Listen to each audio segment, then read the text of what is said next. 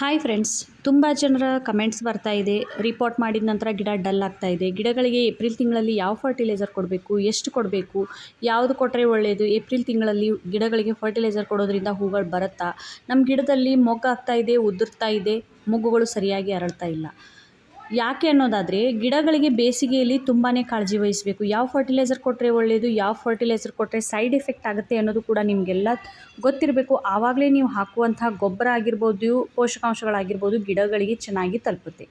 ಇವತ್ತಿನ ವಿಡಿಯೋನಲ್ಲಿ ನಾನು ನಿಮಗೆ ಅದರ ಬಗ್ಗೆ ಕಂಪ್ಲೀಟಾಗಿ ಮಾಹಿತಿಯನ್ನು ಕೊಡ್ತಾ ಇದ್ದೀನಿ. ನೋಡಿ, ಕಟ್ಟಿಂಗ್ನಿಂದ ನೆಟ್ಟಿರುವಂಥ ಮೊನ್ನೆ ತೋರಿಸಿದ್ನಲ್ಲ, ಆ ಗಿಡದಲ್ಲಿ ಇವಾಗ ಫಸ್ಟ್ ಫ್ಲವರ್ ಬಂದಿದೆ.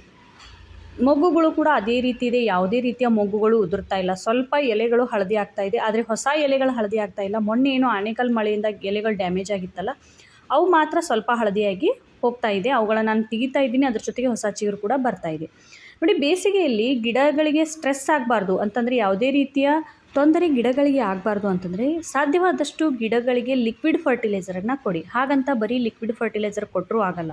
ನೋಡಿ, ಗಿಡದ ಗಾತ್ರ ಎಷ್ಟಿದೆ, ಎಷ್ಟು ಇಂಚಿನ ಪಾಟಲ್ಲಿ ನೀವು ಗಿಡವನ್ನು ನೆಟ್ಟಿದ್ದೀರಾ, ಅದಕ್ಕೆ ತಕ್ಕಂತೆ ನೀವೇನು ಮಾಡಬೇಕು, ಫರ್ಟಿಲೈಸರನ್ನು ಕೊಡಬೇಕು. ಇವಾಗ ಮಿನಿಮಮ್ 5ರಿಂದ 6 ಇಂಚು 4 ಇಂಚಿನ ಪಾಟಲ್ಲಿದೆ, ಗಿಡ ಚಿಕ್ಕದಿದೆ, ಅಷ್ಟೊಂದು ಅದರಲ್ಲಿ ಬೆಳವಣಿಗೆ ಆಗಿಲ್ಲ ಅಂತಂದರೆ ಆ ಗಿಡಗಳಿಗೆ ನೀವು ಲಿಕ್ವಿಡ್ ಫರ್ಟಿಲೈಸರನ್ನು ಕೊಡ್ಬೋದು. ತಿಂಗಳಲ್ಲಿ ಒಮ್ಮೆ ಸಾಲಿಡ್ ಫರ್ಟಿಲೈಸರ್ ಅಂತಂದರೆ ಘನ ಪದಾರ್ಥದ ಫರ್ಟಿಲೈಸರನ್ನು ಕೊಡ್ಬೋದು. ಅದರಲ್ಲಿ ಇನ್ನೂ ಗ್ರೋತ್ ಆಗ್ತಾ ಇದೆ, ಬೇರುಗಳು ಇನ್ನೂ ಅಷ್ಟೊಂದು ಆಳವಾಗಿ ಇಳ್ಕೊಂಡಿಲ್ಲ, ಬೇರುಗಳು ಚಿಕ್ಕದಿದೆ, ಕಟ್ಟಿಂಗ್ನಿಂದ ನೆಟ್ಟಿದ್ದೀನಿ ಅಥವಾ ನರ್ಸರಿಯಿಂದ ತಂದು ರಿಪೋರ್ಟ್ ಮಾಡಿದ್ದೀನಿ ಅಂತಂದರೆ, ರಿಪೋರ್ಟ್ ಮಾಡಬೇಕಾದ್ರೆ ನೀವು ಏನೆಲ್ಲ ಫರ್ಟಿಲೈಸರ್ ಹಾಕಿರ್ತೀರಲ್ಲ ಅದಷ್ಟೇ ಅದಕ್ಕೆ ಸಫಿಷಿಯೆಂಟ್. ಆಮೇಲೆ ಏನು ಮಾಡಿ, ಆ ಗಿಡ ಸೆಟಲ್ ಆಗೋವರೆಗೂ, ಆ ಒಂದು ವಾತಾವರಣಕ್ಕೆ, ಪಾಟ್ಗೆ, ಮಣ್ಣಿಗೆ ಹೊಂದ್ಕೊಳ್ಳೋವರೆಗೂ ನೀವು ಸಾಧ್ಯವಾದಷ್ಟು ಲಿಕ್ವಿಡ್ ಫರ್ಟಿಲೈಸರನ್ನು ಹಾಕಿ.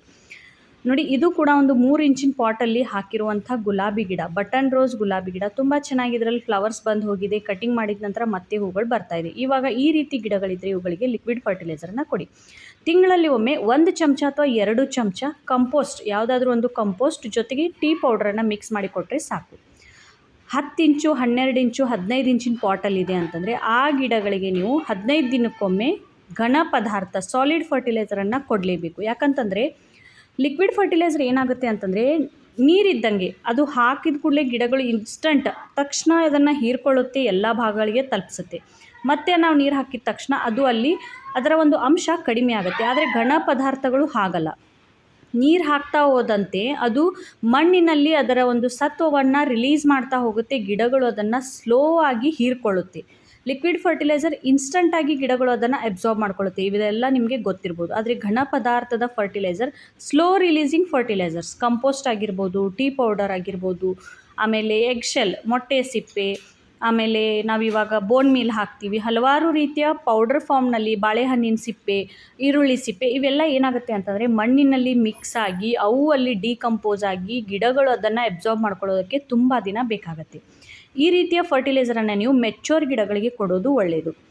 ಆಮೇಲೆ ಲಿಕ್ವಿಡ್ ಫರ್ಟಿಲೈಸರನ್ನು ಸೂಕ್ಷ್ಮವಾಗಿದೆ, ಗಿಡಗಳು ಅದನ್ನು ಅಬ್ಸಾರ್ಬ್ ಮಾಡ್ಕೊಳ್ಳೋದಕ್ಕೆ ಕಷ್ಟ ಆಗ್ತಾ ಇದೆ, ಚಿಕ್ಕ ಪಾಟಲ್ಲಿದೆ, ಇನ್ನೂ ಅದರಷ್ಟು ಬೆಳವಣಿಗೆ ಇಲ್ಲ ಅನ್ನುವಂಥ ಗಿಡಗಳಿಗೆ, ಜೊತೆಗೆ ನರ್ಸರಿಯಿಂದ ತಂದು ರೀಪಾಟ್ ಮಾಡಿರುವಂಥ ಗಿಡಗಳಿಗೆ ಲಿಕ್ವಿಡ್ ಫರ್ಟಿಲೈಸರ್ಸನ್ನೇ ಕೊಡಿ. ಇನ್ಸ್ಟಂಟ್ ರಿಸಲ್ಟ್ ಕೊಡುತ್ತೆ. ನೆಕ್ಸ್ಟ್ ಬರುವಂಥದ್ದು, ಆ ಗಿಡದ ಬೆಳವಣಿಗೆ ಮುಖ್ಯವಾಗಿ ನೀವು ಗಮನಿಸಿ. ಅದು ಸ್ಲೋ ಆಗಿ ಬೆಳೀತಿದೆಯಾ, ಫಾಸ್ಟ್ ಗ್ರೋತ್ ಇದೆಯಾ, ಅದನ್ನು ನೋಡಿ. ಫಾಸ್ಟಾಗಿ ಗ್ರೋ ಆಗ್ತಾ ಇದೆ ಅಂತಂದರೆ ಆ ಗಿಡಗಳಿಗೆ ನೀವು ಸಾಲಿಡ್ ಫರ್ಟಿಲೈಸರ್ಸನ್ನು ಕೊಡ್ಬೋದು. ಯಾಕಂತಂದರೆ ಫಾಸ್ಟಾಗಿ ಬೆಳೀತಾ ಇದೆ ಅಂತಂದರೆ ಅದರ ಬೇರುಗಳು ಕೂಡ ಅಷ್ಟೇ ಹೆಲ್ದಿಯಾಗಿ ಆಳವಾಗಿ ಇಳಿತಾ ಇದೆ ಅಂತ ಅರ್ಥ. ಆವಾಗ ನೀವು ಅದಕ್ಕೆ ಸಾಲಿಡ್ ಫರ್ಟಿಲೈಸರ್ಸನ್ನು ಕೊಟ್ಟರು ಕೂಡ ನೀರಿನ ಜೊತೆ ಸ್ಲೋ ಆಗಿ ರಿಲೀಸ್ ಆದರೂ ಕೂಡ ಗಿಡಗಳು ಅದನ್ನು ಅಬ್ಸಾರ್ಬ್ ಮಾಡ್ಕೊಳುತ್ತೆ. ಆದರೆ ನಿಮ್ಮ ಗಿಡಗಳು ಬೆಳವಣಿಗೆ ಹೊಂದುತ್ತಾ ಇಲ್ಲ, ಬ್ರಾಂಚಸ್ ಕಡಿಮೆ ಇದೆ, ಚಿಗುರು ಸ್ಲೋ ಆಗಿದೆ, ಹೂಗಳು ತುಂಬಾ ಕಡಿಮೆ ಇದೆ, ಬಂದರೂ ಆ ಗಿಡದಲ್ಲಿ ಹೂಗಳು ಮೊಗ್ಗುಗಳು ಉದುರ್ತಾ ಇದೆ ಅಂತಂದರೆ ನೀವೇನು ಮಾಡಬೇಕು, ಆ ಗಿಡಗಳಿಗೆ ಲಿಕ್ವಿಡ್ ಫರ್ಟಿಲೈಸರ್ನ ಕೊಡಿ. ಯಾಕಂತಂದರೆ ಆ ಗಿಡದ ಬೇರುಗಳು ಅಷ್ಟೊಂದು ಬೆಳವಣಿಗೆ ಆಗಿಲ್ಲ, ಆ ಗಿಡಗಳಿಗೆ ಇನ್ಸ್ಟಂಟ್ ಎನರ್ಜಿ ಬೇಕು ಅಂತ ಅನಿಸಿದ್ರೆ ಆ ಗಿಡಗಳಿಗೆ ಲಿಕ್ವಿಡ್ ಫರ್ಟಿಲೈಸರ್ನ ಕೊಡಿ. ಯಾವ್ದು ಕೊಡ್ಬೋದು? ಲಿಕ್ವಿಡ್ ಟೀ ಕಂಪೋಸ್ಟ್ ಕೊಡಿ. ಲಿಕ್ವಿಡ್ ಟೀ ಪೌಡ್ರನ್ನು ಕುದಿಸಿ ಅದನ್ನು ನಾರ್ಮಲ್ ರೂಮ್ ಟೆಂಪ್ರೇಚರ್ನಲ್ಲಿ ಆರೋದಕ್ಕೆ ಬಿಡಿ. ಆಮೇಲೆ ಅದಕ್ಕೆ 1:2 ಅಳತೆಯಲ್ಲಿ ನೀರನ್ನು ಮಿಕ್ಸ್ ಮಾಡಿ ಕೊಡಿ. ಆಮೇಲೆ ನೀವು ಅಕ್ಕಿ ತೊಳೆದಿರುವಂಥ ನೀರನ್ನು ಕೊಡ್ಬೋದು, ಈರುಳ್ಳಿ ಸಿಪ್ಪೆ ನೀರನ್ನು ಕೊಡಿ, ಬನಾನಾ ಪೀಲ್, ಬಾಳೆಹಣ್ಣಿನ ಸಿಪ್ಪೆಯ ಲಿಕ್ವಿಡ್ ಮಾಡಿ ಕೊಡಿ. ಏಪ್ರಿಲ್ನಲ್ಲಿ ಏನು ಮಾಡಿ, ಸಾಧ್ಯವಾದಷ್ಟು ಸೀವೀಡ್ ಲಿಕ್ವಿಡ್ ಫರ್ಟಿಲೈಸರ್ಸನ್ನು ಬಳಸಿ. ಇದು ಏನು ಮಾಡುತ್ತೆ ಅಂತಂದರೆ ಗಿಡಗಳಿಗೆ ಬೇಸಿಗೆಯ ಬಿಸಿಲಿನಿಂದ ತುಂಬ ಹಂತದವರೆಗೆ ರಕ್ಷಣೆ ಕೊಡುತ್ತೆ, ಗಿಡಗಳಿಗೆ ಯಾವುದೇ ರೀತಿಯ ಟೆನ್ಷನ್ ಸ್ಟ್ರೆಸ್ ಆಗದಂತೆ ನೋಡಿಕೊಳ್ಳುತ್ತೆ, ಗಿಡಗಳು ಚೆನ್ನಾಗಿ ಬೆಳೆಯೋದಕ್ಕೆ ಬಿಸಿಲಿನ ಉರಿಯನ್ನು ತಡ್ಕೊಳ್ಳುವಂಥ ಶಕ್ತಿಯನ್ನು ಈ ಸೀವೀಡ್ ಫರ್ಟಿಲೈಸರ್ ಕೊಡುತ್ತೆ. ಸೊ ಹಾಗಾಗಿ ನಾನಿವತ್ತು 2 ಫರ್ಟಿಲೈಸರನ್ನು ನಿಮಗೆ ತೋರಿಸ್ತಾ ಇದ್ದೀನಿ. ಇಲ್ಲೊಂದು ಮಿಕ್ಸ್ ಫರ್ಟಿಲೈಸರನ್ನು ರೆಡಿ ಮಾಡಿದ್ದೀನಿ. ಅದ್ರ ಬಗ್ಗೆನೂ ಕೂಡ ನಿಮಗೆ ಮಾಹಿತಿ ಬೇಕು ಅಂತಂದರೆ ಕಮೆಂಟ್ ಮಾಡಿ, ನಾನು ಅದ್ರ ಬಗ್ಗೆನೂ ಕೂಡ ವಿಡಿಯೋ ಮಾಡ್ತೀನಿ. ನಾನು ವಿಡಿಯೋ ಲೆಂದಿ ಆಗುತ್ತಲ್ಲ, ಹಾಗಾಗಿ ಜಸ್ಟ್ ನಿಮಗೆ ಯಾವ ಗಿಡಕ್ಕೆ ನಾನು ಸಾಲಿಡ್ ಫರ್ಟಿಲೈಸರ್ ಕೊಡ್ತಾ ಇದ್ದೀನಿ, ಯಾವ ಗಿಡಕ್ಕೆ ಲಿಕ್ವಿಡ್ ಫರ್ಟಿಲೈಸರ್ ಕೊಡ್ತಾ ಇದ್ದೀನಿ ಅನ್ನೋದನ್ನು ಮಾಹಿತಿ ಮಾತ್ರ ಇಲ್ಲಿ ತಿಳಿಸ್ಕೊಡ್ತಾ ಇದ್ದೀನಿ. ಆವಾಗಲೇ ನಾನು ತೋರಿಸಿದ್ನಲ್ಲ, ಆ ಗಿಡಗಳಿಗೆ ಲಿಕ್ವಿಡ್ ಫರ್ಟಿಲೈಸರನ್ನು ಕೊಟ್ಟು. ಇವು 10ರಿಂದ 12 ಇಂಚು 15 ಇಂಚಿನ ಪಾಟಲ್ಲಿರುವಂಥ ಗಿಡಗಳು, ಮೆಚ್ಯೂರ್ ಗಿಡಗಳು. ಇವುಗಳನ್ನು ನೆಟ್ಟು 3ರಿಂದ 4 ವರ್ಷಗಳಾಗಿದೆ. ಇದರಲ್ಲಿ ಕಟಿಂಗ್ ಕೂಡ ಇದೆ, ಆಮೇಲೆ ನರ್ಸರಿಯಿಂದ ತಂದಿರುವಂಥ ಗಿಡಗಳು ಕೂಡ ಇದೆ. ಈ ರೀತಿ ಇರುವಾಗ ಈ ಗಿಡಗಳಿಗೆ ಏನು ಮಾಡ್ತಾ ಇದ್ದೀನಿ, ಮಣ್ಣನ್ನು ಸ್ವಲ್ಪ ಲೂಸ್ ಮಾಡ್ಕೊಂಡ್ಬಿಟ್ಟು ಆ ಗಿಡಗಳಿಗೆ ಒಂದು 2ರಿಂದ 3 ಮುಷ್ಟಿಯಷ್ಟು ನಾನಿಲ್ಲಿ ಈ ಒಂದು ಘನ ಪದಾರ್ಥದ ಫರ್ಟಿಲೈಸರ್ನ ಗೊಬ್ಬರವನ್ನು ಹಾಕ್ತಾಯಿದ್ದೀನಿ. ಆಮೇಲೆ ಗಿಡಗಳಿಗೆ ಇನ್ನೂ ಆ ಗಿಡಗಳು ತುಂಬಾ ನಾಜೂಕಾಗಿದೆ ಅಂತಂದರೆ ಆ ಗಿಡಗಳಿಗೆ ಹೆವಿ ಫೀಡಿಂಗ್ ಅಂತಂದರೆ ಮೇಲಿನ ಮೇಲೆ ಫರ್ಟಿಲೈಸರ್ ಮಾಡೋದಾಗಿರ್ಬೋದು, ಒಂದಾದ ನಂತರ ಒಂದು ಫರ್ಟಿಲೈಸರ್ ಮಾಡೋದನ್ನು ಕಡಿಮೆ ಮಾಡಿ ಅವಾಯ್ಡ್ ಮಾಡಿ. ಯಾಕಂತಂದರೆ ಆ ಗಿಡಗಳು ಆಲ್ರೆಡಿ ವೀಕ್ ಆಗಿದೆ, ಅವುಗಳಿಗೆ ನೀವು ಹೆವಿ ಡೋಸ್ ಕೊಡೋದ್ರಿಂದ ಆ ಗಿಡಗಳು ಇನ್ನಷ್ಟು ಏನಾಗುತ್ತೆ, ಆಘಾತಕ್ಕೆ, ಟೆನ್ಷನ್ಗೆ, ಸ್ಟ್ರೆಸ್ಗೆ ಒಳಗಾಗುತ್ತೆ. ಆವಾಗ ಗಿಡದ ಬೆಳವಣಿಗೆ ನಿಂತು ಹೋಗ್ಬೋದು, ಗಿಡಗಳು ಸತ್ತು ಹೋಗ್ಬೋದು. ಸೊ ನೋಡಿದ್ರಲ್ಲ, ಯಾವ ಗಿಡಗಳಿಗೆ ಯಾವ ಫರ್ಟಿಲೈಸರ್ ಬೆಸ್ಟ್, ಲಿಕ್ವಿಡ್ ಫರ್ಟಿಲೈಸರ್ ಒಳ್ಳೆಯದಾ, ಡ್ರೈ ಫರ್ಟಿಲೈಸರ್ ಒಳ್ಳೆಯದಾ ಅನ್ನೋದನ್ನು ಈ ವಿಡಿಯೋನಲ್ಲಿ ತಿಳಿಸ್ಕೊಡುವಂಥ ಒಂದು ಚಿಕ್ಕ ಪ್ರಯತ್ನ ಮಾಡಿದ್ದೀನಿ. ಈ ವಿಡಿಯೋ ಎಲ್ಲ ನಿಮಗೆ ಅನುಕೂಲಕಾರಿ, ಸಹಾಯಕ ಆಗಿದೆ ಅಂತ ಈ ವಿಡಿಯೋನ ಇಲ್ಲಿಗೆ ಮುಗಿಸ್ತಾ ಇದ್ದೀನಿ. ಏನಾದರೂ ಡೌಟ್ಸ್ ಇದ್ದರೆ, ಯಾವುದೇ ಒಂದು ವಿಷಯದ ಬಗ್ಗೆ ನಿಮಗೆ ಗಾರ್ಡನಿಂಗ್ ರಿಲೇಟೆಡ್ ಕಂಪ್ಲೇಂಟ್ಸ್ ಇದ್ದರೆ ಅಥವಾ ಕ್ವೆರೀಸ್ ಇದ್ದರೆ ಕಮೆಂಟ್ ಬಾಕ್ಸಲ್ಲಿ ಹಾಕಿರಿ, ನಾನು ಖಂಡಿತ ಆನ್ಸರ್ ಮಾಡ್ತೀನಿ.